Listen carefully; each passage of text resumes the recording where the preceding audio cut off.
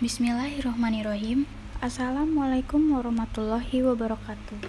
Perkenalkan, nama saya Maida Larasmina dengan NIM 1901025197, kelas 3L, Prodi PGSD, Universitas Muhammadiyah Profesor Dr. Hamka. Di sini saya akan menjelaskan materi geometri dari level 1 sampai dengan 4. Dengan dibuatnya video ini ialah untuk memenuhi tugas pendidikan Matematika 2 oleh dosen pengampu Ibu Nurafni MPD. Yang pertama, ada pengertian geometri. Geometri merupakan salah satu sistem dalam matematika yang diawali oleh sebuah konsep pangkal, yakni titik. Lalu, digunakan untuk membentuk garis yang akan menyusun sebuah bidang. Lalu di slide kedua ada tujuan pembelajaran geometri dan permasalahan dalam belajar geometri. Tujuan pembelajaran geometri.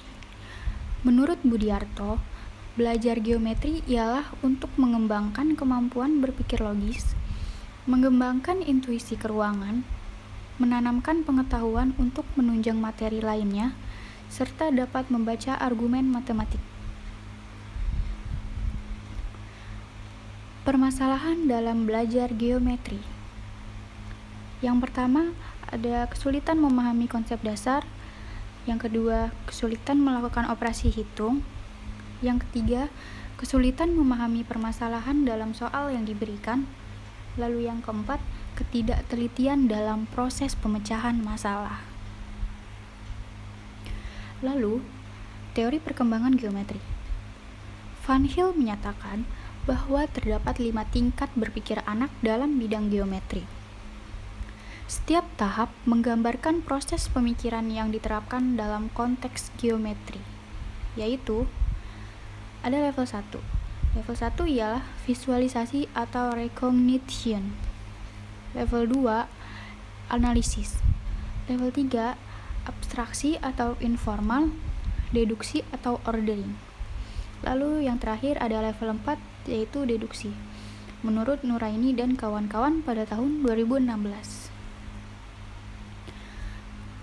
Yang pertama ada level visualisasi, yaitu level pertama.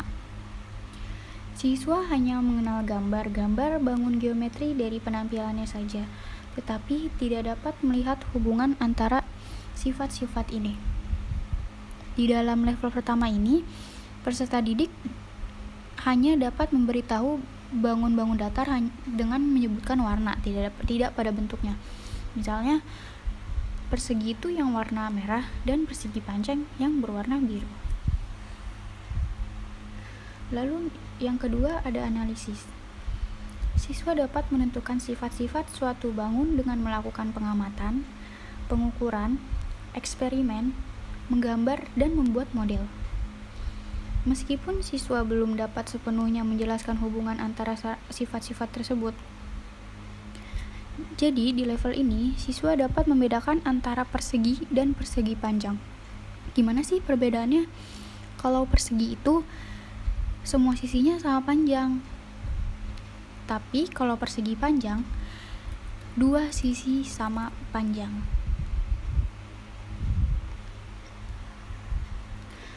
Lalu yang ketiga ada abstraksi atau informal, deduction atau ordering. Di sini, siswa dapat mempersepsi hubungan antara sifat-sifat di antara gambar-gambar. Misalnya, di sini ada contoh gambar persegi dan persegi panjang. Jika siswa tidak dapat paham di level 2, maka akan sulit untuk mengikuti ke tahap selanjutnya, yaitu level 3. Informal, deduction, atau ordering. Sebagai contoh, ada sifat persegi. Sifat persegi ialah memiliki 4 sisi sama panjang, lalu sudut dari masing-masing yaitu 90 derajat. Persegi panjang memiliki 4 sisi dan memiliki 90 derajat, lalu yang membedakan persegi panjang apa ya? Yang membedakan persegi panjang ialah persegi panjang memiliki 2 sisi yang sama panjang. hanya sisi yang berhadap yang sama panjang. Contoh, sisi bawah dan atas sama panjang, tapi tidak sama seperti sisi di kiri dan kanan. Tapi sisi yang di kiri itu samanya dengan sisi kanan. Lalu yang keempat ada deduksi. Siswa sudah mampu menarik kesimpulan secara deduktif, yakni penarikan kesimpulan dari hal-hal yang bersifat umum menuju hal-hal yang bersifat khusus. Jadi, ada contoh di sini ada persegi panjang. Gimana ya cara menghitung kelilingnya? Yaitu jika kita siswa harus paham definisi persegi. Jika siswa tersebut tidak paham dari definisi persegi itu, tentu dia akan kesulitan ketika akan menghitung kelilingnya. Dan kita harus menekankan lagi bahwa definisi persegi ialah suatu bangun datar yang memiliki 4 sisi sama panjang.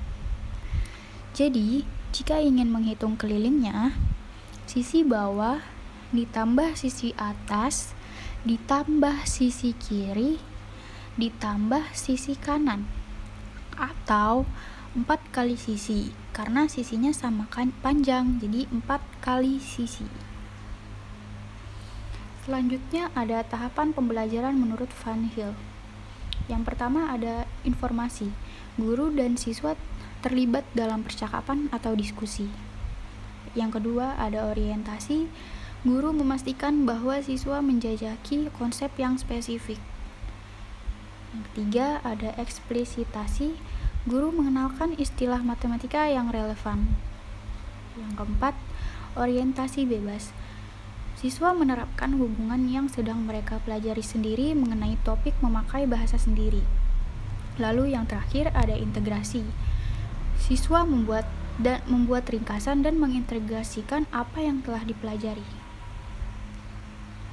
Sekian dari saya, kurang lebihnya mohon maaf. Wassalamualaikum warahmatullahi wabarakatuh.